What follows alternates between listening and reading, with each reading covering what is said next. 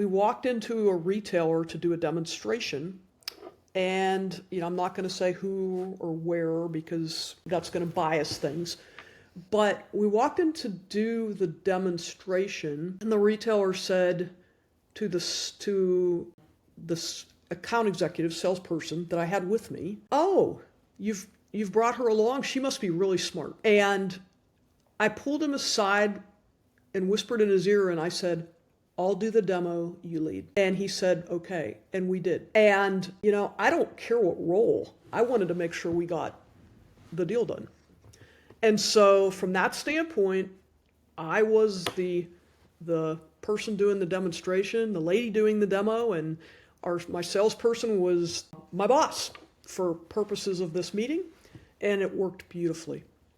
We ended up getting the deal. I forgot all about the situation until probably a few months later, and that retailer found out I was the CEO, and they called and apologized. What? But Oh my gosh, that's amazing. I said, don't apologize. It's okay. We do what my attitude is always do what you have to do.